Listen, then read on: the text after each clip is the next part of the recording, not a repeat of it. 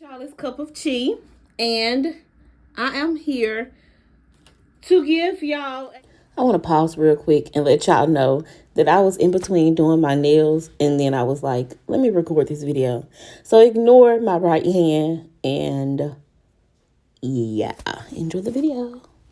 A review of the books that I read for 2024.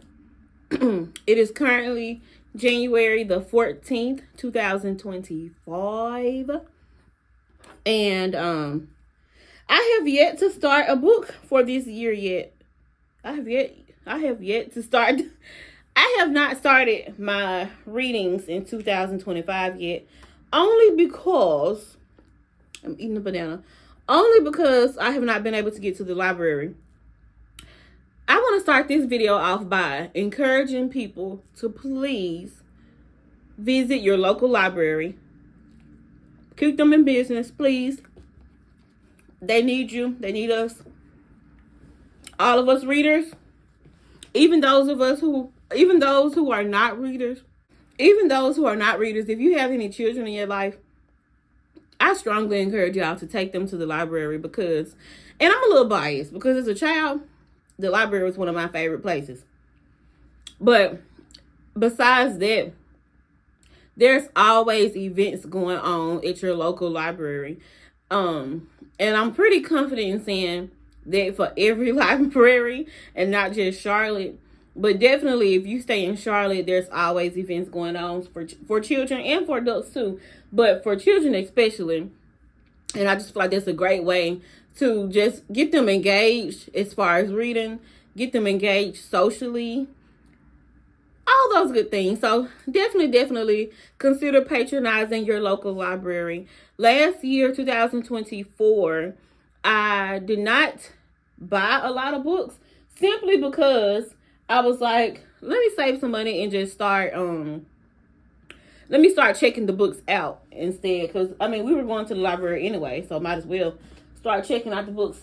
But a few of them I did buy, and I'm going to share those with you. And the ones that I checked out, I'm going to share those with you as well.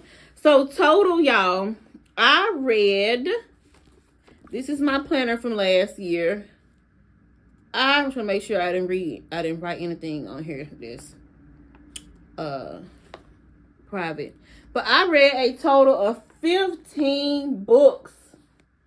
15 books last year. I am so happy about that, y'all. I think the previous year I may have read either 7 or 12. I don't know. I'm trying to see, did I put it down somewhere?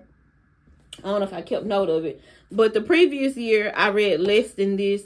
Because that was the year that I think the previous year was the year that I started my social media fast, and then I switched over to a flip phone. Since then, I have switched back over to my iPhone when I had my second son back in August. And I may do a video on that soon, like why I switched back. I think I will, because I did make a couple videos on me getting a flip phone, and so I feel like I owe it to the people who were interested in that part of my life to get an update. So yeah, when I switched over and started decreasing my amount of time on social media and increasing my amount of time with my hobbies, I ended up reading more like I used to as a kid. And then last year, I kind of stuck with that habit, stuck with that hobby, and it was so fun. So each month, I had a goal of reading at least 1 to 2 books. So we'll just go through those, y'all. So the first book I read, and y'all will notice a pattern here, but the first book that I read was A Little Yellow Dog by Walter Mosley. I'm going to try to add like a cover of the book to the video. But yeah, I read A Little Yellow Dog by Walter Mosley. 10 out of 10 enjoyed that book. Just a little bit on Walter Mosley. He's a Black author. And also, all last year, I made it a goal to read nothing but books by Black authors, by the way. So, he's a Black male author, and he writes a lot of crime fiction based in LA. and the setting is usually, the time period is usually like in the 60s, and it's like Black LA in the 60s, and it just did what it needed to do for me, because I am so just obsessed with history. I'm so obsessed with like vintage vintage everything. I just love, especially like black vintage, black history. I just love it. And so he kind of paints a really good picture, makes you feel like you're actually back in that time period, and that like you know what's going on. He just does a really good job with that. So A Little Yellow Dog, he wrote that. It was really good. Like I said, it's crime fiction or like a thriller or maybe suspense or whatever. Really, really good. The second book that I read, and I would recommend the first book. The second book that I read was actually a pretty popular book amongst the girls. Black Cake, y'all. Black Cake. I really, really enjoyed this book. I really enjoyed it. So much so, when they created the Hulu series, I was tuned in. I had my husband watching it. I was so tuned in. It was so sweet. Once again, it takes you back in time. And I'm a sucker for history once again. So anything that could help me time travel, I'm down for it. So really, really good book. Really good book. The series on Hulu I thought was perfectly shot. Of course, since it was a series and not the book, they left out some details, but I thought they did a really good job like depicting what the story was about. It also, I really like how nowadays when you watch like black stories on TV, how I don't know if I'm saying the word right, but like the cinematography. I just had the thought. I heard Glamazon say that's a big word for ammo. That's a big word for ammo, y'all. But nowadays, like the videos, like the movies and things like that, when they're showing like black characters or it's like a black movie, I've noticed that they all have this beautiful like filter, or just like the way they capture like our skin tones is just so beautiful nowadays. And for example, like Jordan Peele's movies, I know y'all have noticed that like his movies, the way they look, chef's kiss. I love the way it shows how black people look. Like it just makes our skin just show how glowy and chocolatey. Like who else? Queen and Slim, like that vibe. Black Cake did a good job with showing that too. So definitely recommend Black Cake. Let me see. What type of book would I say? What category is this in? I'll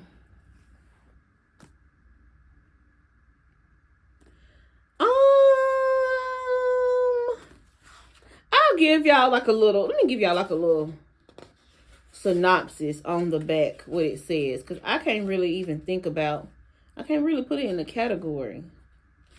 It ain't like romance, but then it is, but then it's not. It's like family history. Okay.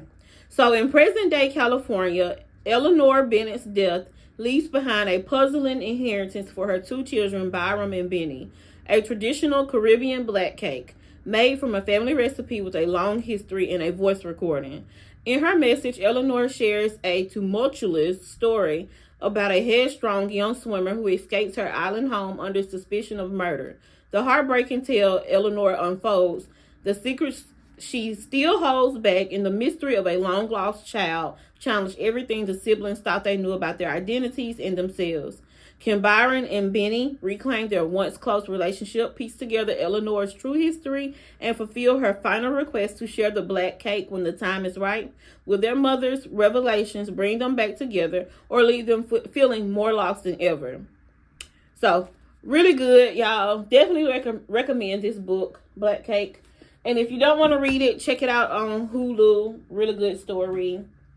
The second book that I read was, and this was in February now. So for January, I read 2 books. February, I read Dirty Little Secrets. Oh yeah, one of my faves, y'all. Ooh, Dirty Little Secrets by Dr. Claude Anderson. Shout out to Dr. Claude Anderson, y'all. He is a black historian. I believe he's an educator. He gonna fill you up with some knowledge about our history. So definitely, I give it a 10 out of 10 when you're ready to really just unfold the stories and the truths about our culture. Here, you learn a lot from this book. A lot of things that we learn in school, we know it's not really the truth. And if there is part of the truth in the history that we learn in school, it's usually perverted. So he kind of like puts you on to like our culture and our history. So definitely read this book. It's not even a long read. I'll say it is. It looked like it's like 200 something pages. And the way that it's written, it's like little, almost like a history book almost, but I promise y'all it's not like boring history. Like, it's not written in a language that you can't understand. It's just really good. 10 out of 10. Number 4 book, which was in the month of February. So I read 2 books for February as well. Was another book by Walter Mosley. And I don't have it here. I checked it out at the library. It was called Trouble Is What I Do. I believe that book, if I remember correctly, that book was not like set in the 1960s. I think it was more like present day, but it was still like a mystery. I think it was okay. I don't think I enjoyed it as much as I have enjoyed his other books. And maybe it's because I was kind of missing like his other, I was missing maybe like the time period. But yeah, it wasn't bad, but I wouldn't give it a 10 out of 10. I think I would say I probably gave that book maybe like a 6 out of 10, maybe. Number 5 was another book that I checked out from the library. And it was by Walter Mosley. Once again, it was called Charcoal Joe. Very good, very, very good. Another 10 out of 10. Once again, it was set back in time, and another crime fiction, black LA setting, things like that. 10 out of 10. That was in March, and I only read 1 book in March. We get to April, one of my favorite months because that's the time. Springtime is there. I just feel so refreshed and so renewed in April. I've learned that April is really the new year, and I believe it because in April it's like everything just changes for me. Everything just really just springs up and forward for me. But so April, I tried something new. I read Paradise by Toni Morrison. Oh my goodness, this is something a lot of people may not like because the girls like to tussle. 0 out of 10. I freaking hated that book. I hated that book so bad that I got so close to the end, and I only got close to the end by force. I was telling myself, like, you checked it out, you made it this far, you gotta read the whole book. So I got so close to the end, y'all. I literally probably only had like 30 pages left, and or did I read the whole thing? I don't know, but I closed it, and I could have tossed that book up and kicked it into the library bin because I hated it. I'm not a Toni, oh goodness. You know, respect to her. I know she's a very important figure in our history. But, y'all, I hated that book. I hated it so bad. So bad. I think her writing is just something I just can't get with. You know, I was talking to my friend Jaleesa about it, and she was like, she really enjoys her writing. I hated it. It's almost like, I don't know if it's like, she writes as if it's like a poem, but it's not like a captivating poem to me. And then it was like a lot of twisted stuff. And I didn't like it. Hated it so bad. For the people who do like Toni Morrison or who have read the book Paradise, leave in the comments and tell me what is it that you enjoy or enjoyed about Paradise or that you enjoy about her books. Because I'm not going to lie, that book was so bad to me that I didn't want to read any more of her books. So I just... no.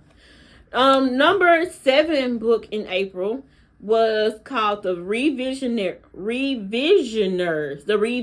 yes, by Margaret Wilkerson Sexton. Loved it, y'all. I think I would give that book maybe an 8 out of 10. First off, the cover was gorgeous. I got that one from the library as well. The cover was gorgeous, and that's what really made me pick it up. But And I believe they were saying like it was supposed to be a thriller, I believe. I can't remember what the genre was. But I really, really liked it a lot. It was one of those books that the setting was like present day, but then they also would take you back into like the 1800s, I believe. A few generations before the main character. And that setting would be for the main character's like great great grandmother, I believe, who was escaping slavery. And so it was just really cool how it tied in together.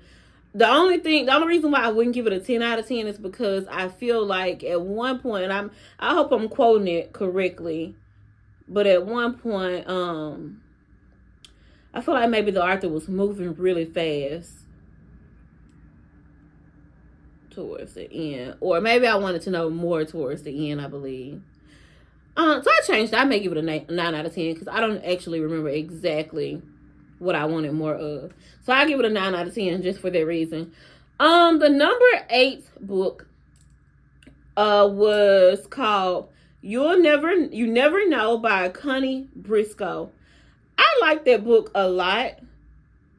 So this was like a thriller. I checked this out at the library as well. So this book, I'll just give like a quick little synopsis that I see on the internet. It says the novel was of a domestic suspense that marks an exciting wait. It's a twisting, tension-filled thriller in which a hearing-impaired woman must battle her rising terror as she fights for her life. So it was really, really interesting. Like it says, the main character had a hearing impairment. She was in this marriage, and I'll just say she was fighting for her life, and it did take a good turn towards the end, a very interesting turn that you didn't see coming. So definitely I give it a 10 out of 10. The number 9 book was called What Never Happened by Rachel Hall. And that book, I feel like, I don't know, I feel like maybe she could have did a little bit more with the thriller part at the end. Like the plot twist part, I feel like it could have been a little bit better.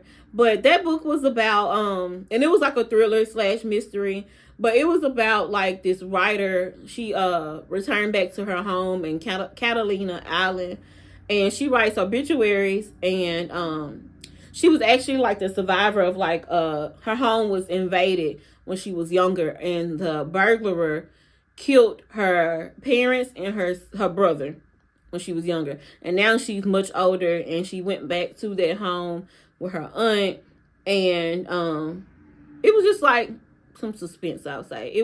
I believe, and I should have wrote out when I was taking notes like my actual rating, but I think I would give that book maybe like a 8 out of 10, I think, or 7 out of 10.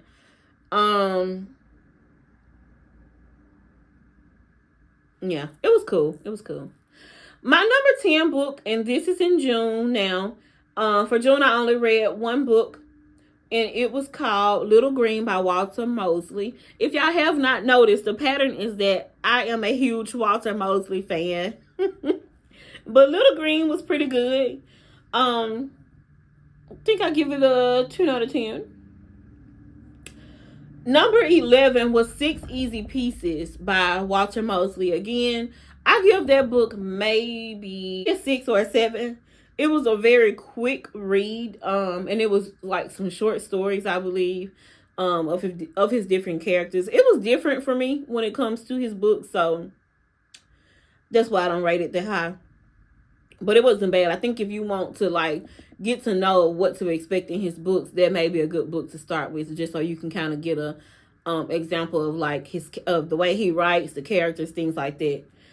That was in July. August is blank because that's when I had my son, so I didn't read anything in August.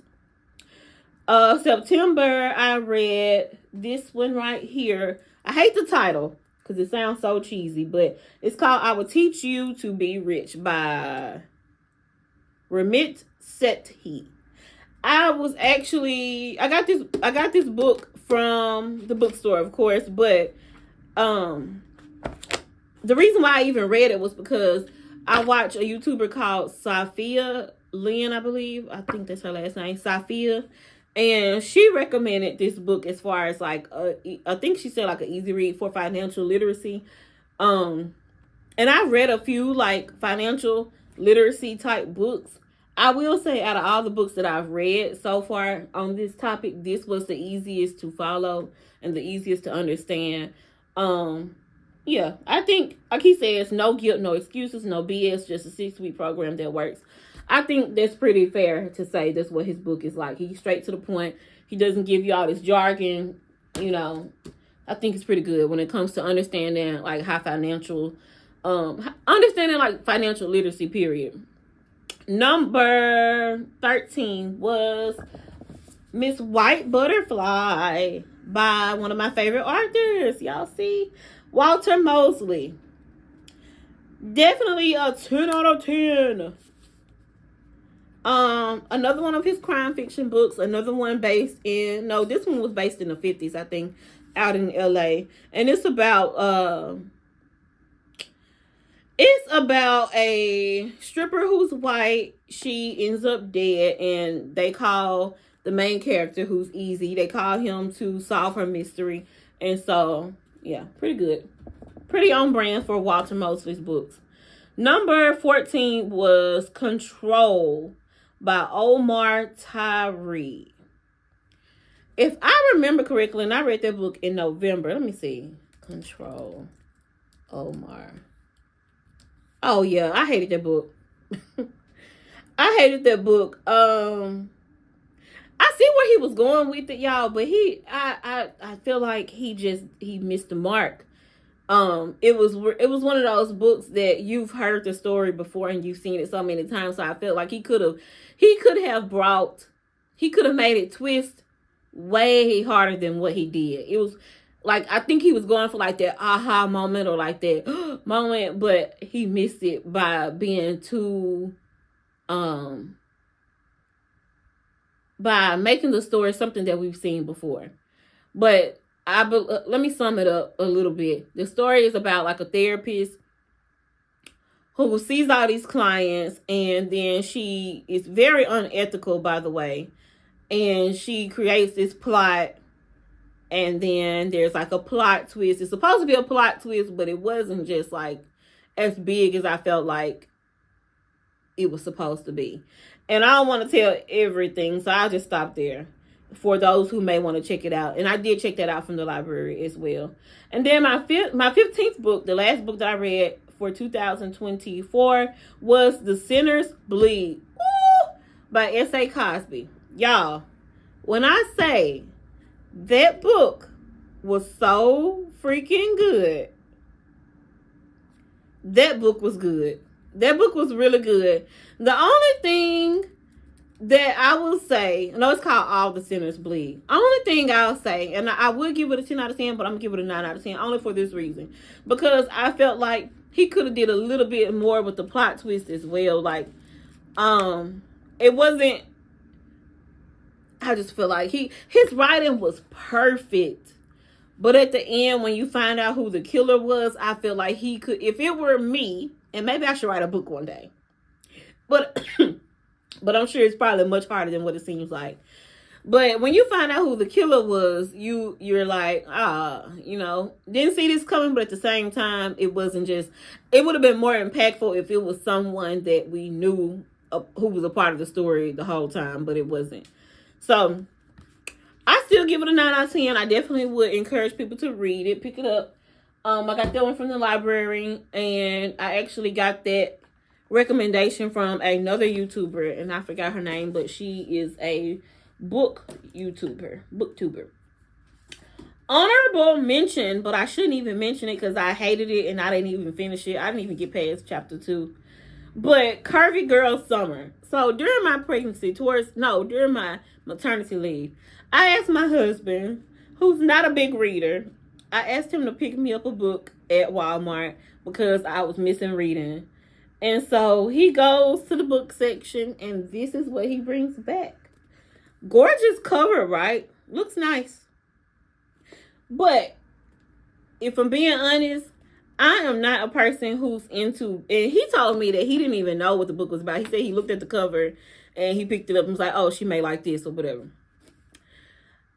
And when I told him what it was about at the beginning, he was like, yeah, okay, I see why you don't like it. So the first chapter is just straight sex. Like it's talking about whoever, I'm assuming she's the main character. And like I said, I'm not even completely sure because I didn't even get past the second chapter because I was so annoyed. I'm just not a girl who likes books about sex, and I don't think the whole book is about sex, but you know, I don't know.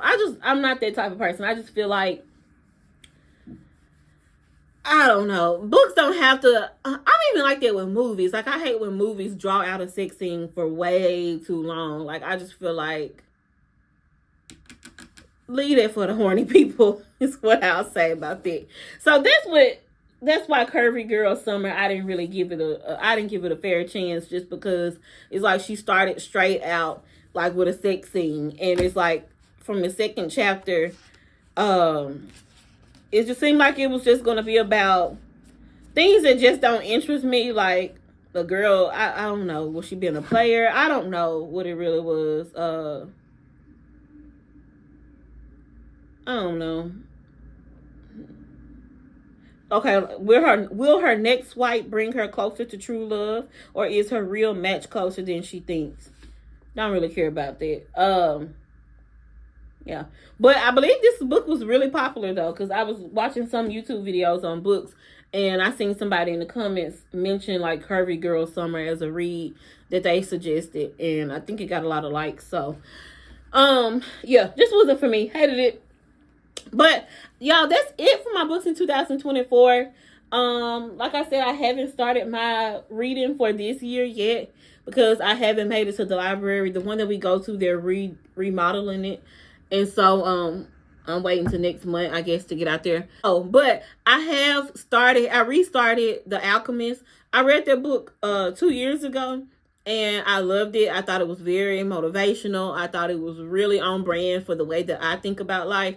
And so I was like, while I'm waiting to find me a new book, I'll just reread this. And so that's what I'm currently doing. But yeah, I definitely recommend The Alchemist. Definitely. 10 out of 10. Especially for anyone who may be struggling with understanding life or just finding the joy in life. The Alchemist. Definitely. All right, y'all. So that's it. Yeah. I have nothing else to say. If you have any book recommendations, please leave them in the comments. If y'all can't tell, I love Black books. I love Black books by Black authors. I love mystery. I love thriller. I want to get into horror, but then I don't, for real. I don't know. I'm a little, because I don't even like horror movies anymore. So I don't know. Maybe. But all right. Love y'all. Peace.